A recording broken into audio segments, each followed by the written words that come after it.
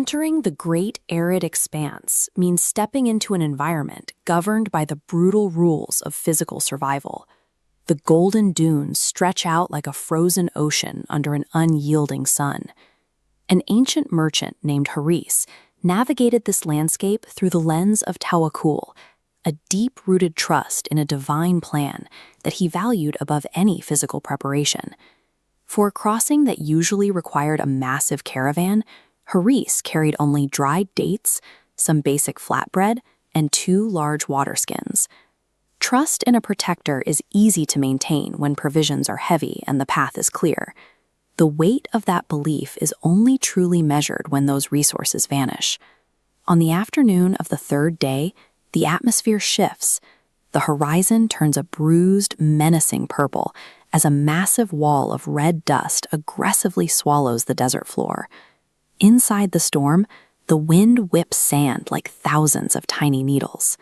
In the blinding confusion, Haris's camel panics, breaks its tether, and bolts into the dust, taking his food and his largest water skin with it. When the air finally clears, Haris is alone in a desolate wasteland with only a single half-empty water pouch. He takes a breath of dusty air and verbally reasserts his reliance on his creator, actively choosing to suppress the rising panic. The theoretical phase of Haris's journey is over. His ideological convictions now face a direct confrontation with the reality of impending thirst. By the next day, extreme heat is dismantling Haris's body. His lips are cracked and bleeding, his throat feels coated in ash, and his vision begins to blur.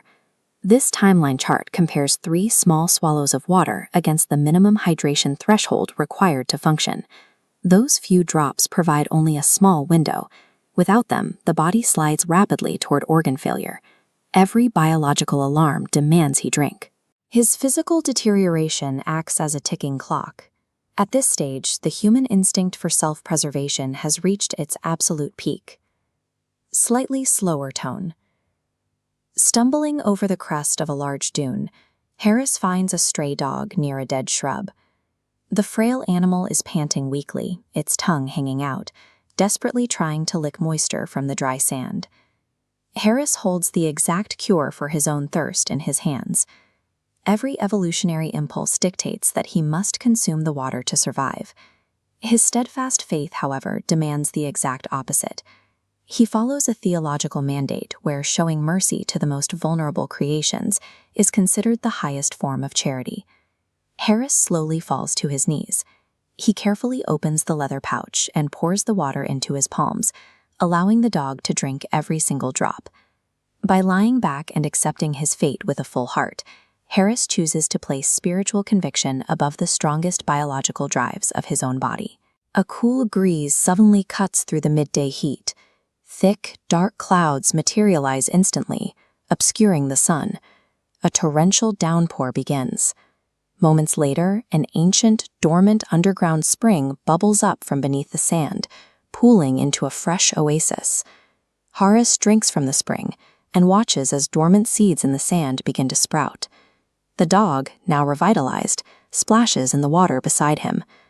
The lethal sequence of the desert was interrupted by a series of events that began precisely when Haris gave away his last chance at survival. Falling into a prostration of gratitude, Haris considers the nature of his rescue. This diagram maps a sequence where an act of mercy toward a creature on Earth is met by a magnified response from the heavens. Religious rituals performed in safety provide a foundation, but the true test of those principles occurs during the moments of greatest personal cost. Radical compassion, chosen at the moment of total exhaustion, provides the definitive measure of a person's faith.